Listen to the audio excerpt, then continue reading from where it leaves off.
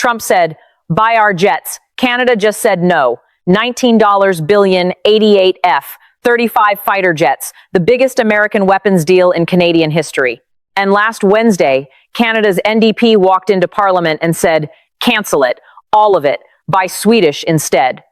But here's what makes this different from a political stunt. The F-35 has a secret that most people, including most politicians, don't understand. A secret buried in 8 million lines of code. And once you see it, you'll understand exactly why Canada is walking away and why 15 other countries are watching.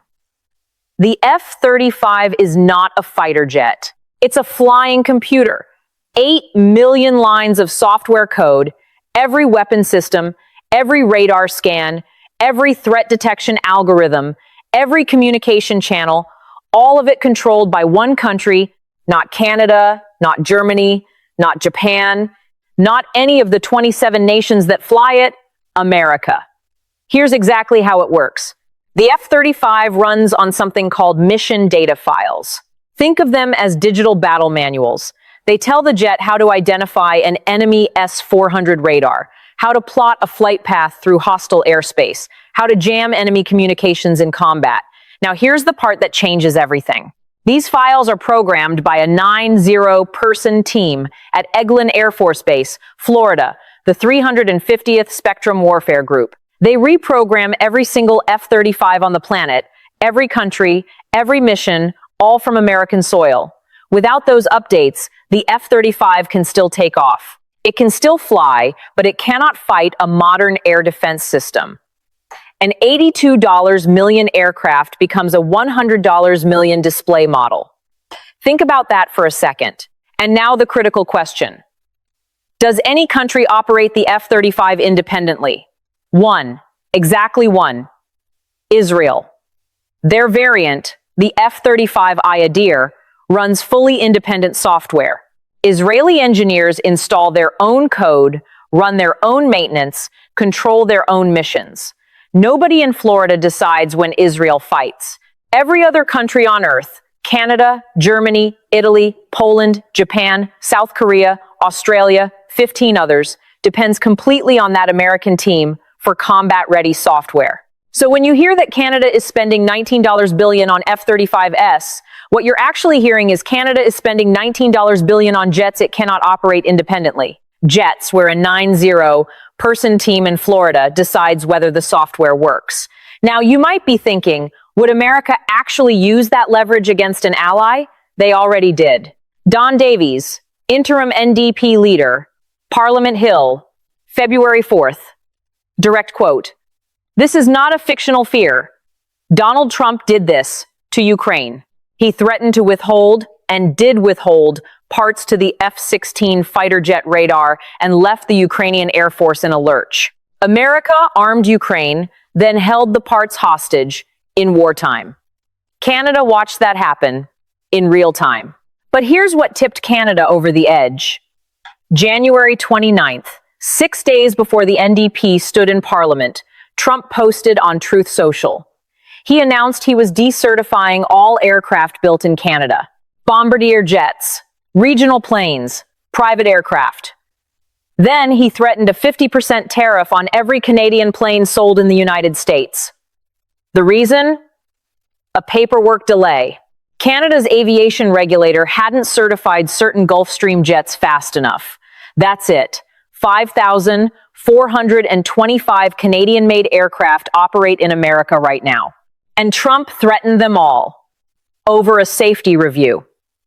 Davies, in Parliament, direct quote, "Canada cannot be left vulnerable to the whims of Trump or any future president who could withhold F-35 parts over policy disagreements." Read that again.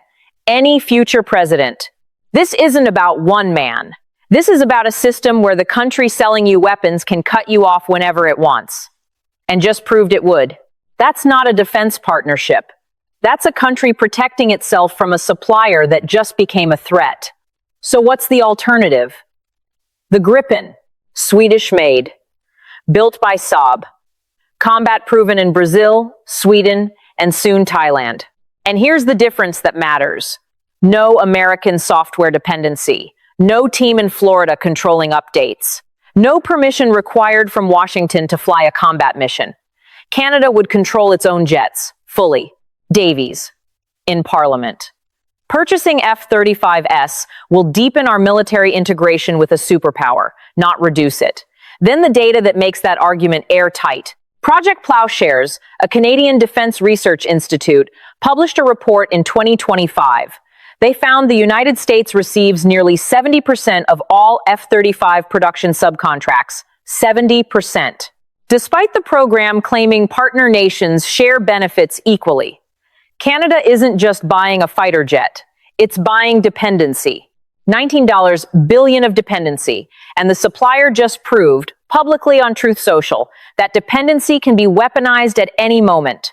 Mark Carney stood at Davos, January 2026, World Economic Forum, and said it's time for middle powers to unite against what he called weaponized economic integration. That's not a protest. That's a strategy. And the F-35 cancellation is its first real test. But Canada isn't alone. And this is where it gets dangerous. Germany, NATO's biggest European economy, an ally that hosted American troops for 80 years. Germany ordered 35 F-35s, 8.3 billion euros, first delivery next year. Wolfgang Ischinger, former head of the Munich Security Conference, Germany's former ambassador to Washington, one of the most connected diplomats in German-American relations. He told Bild, Germany's largest newspaper, direct quote, "If we should fear that the U.S. would treat future German F-35s the way they treat Ukraine now, then contract cancellation may be considered." Let that land. Contract cancellation. 8 billion euros.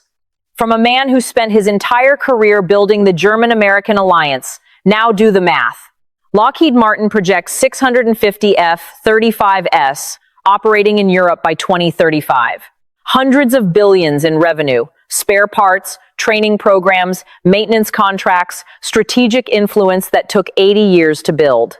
SIPRI, the Stockholm International Peace Research Institute, found that 55% of all European arms imports now come from the United States, up from 35% just 5 years earlier. For decades, allies bought American because America was reliable, predictable, a partner you could count on for 30 years of spare parts without worrying about political strings.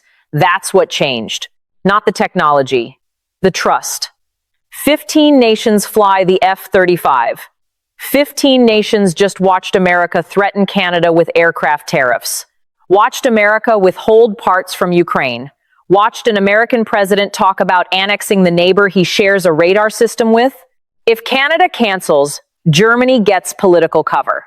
If Germany cancels, Italy watches, Poland watches, the Netherlands, Belgium, Finland, Norway, Czech Republic, all watching.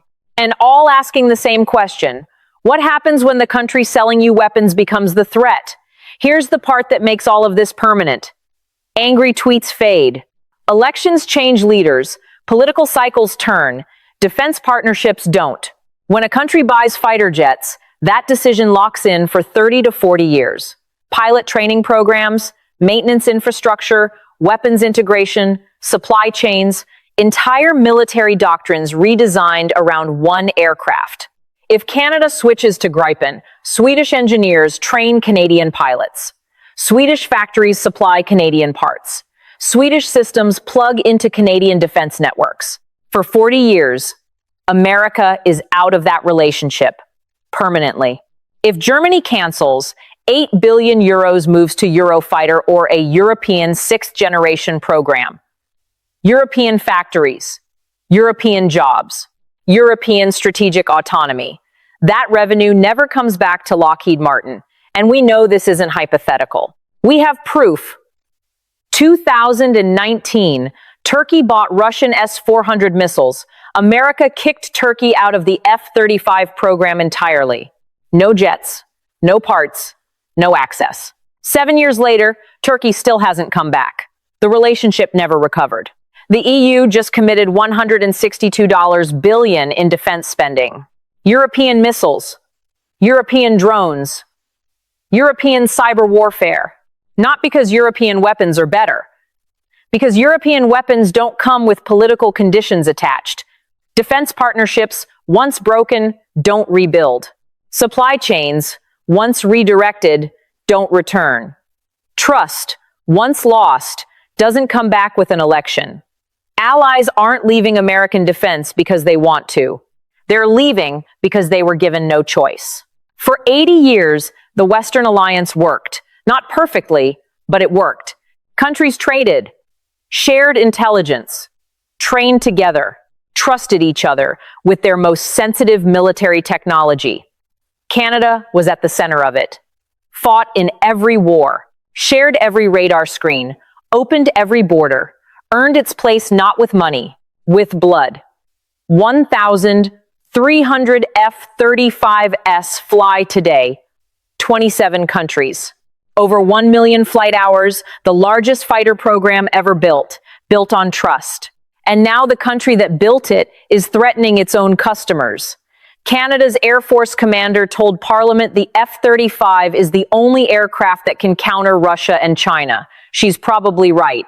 But Davy's argument isn't about capability. It's about sovereignty. Whether a country should hand its national defense to a partner that has proven, repeatedly, that partnership comes with conditions. My prediction: Canada won't cancel the contract this year. Carney needs American cooperation on too many other fronts. The diplomatic cost is too high. But watch the hedging. Smaller European defense contracts. Joint development with non-American partners. The kind of quiet diversification that signals the beginning of the end. And watch Germany. If Ischinger's words become policy, if Berlin triggers those cancellation clauses, Canada will have all the cover it needs, and it will follow. We documented this in trade. Allies calling China more predictable than America. We documented it in energy. Trillion-dollar partnerships walking away. Now we're watching it happen in defense. The pattern is the same, country by country, contract by contract. The question is no longer whether Canada can defend itself without American jets. The question is whether any ally can afford to stay dependent on a country that treats its partners like this. Subscribe. We'll be tracking every development.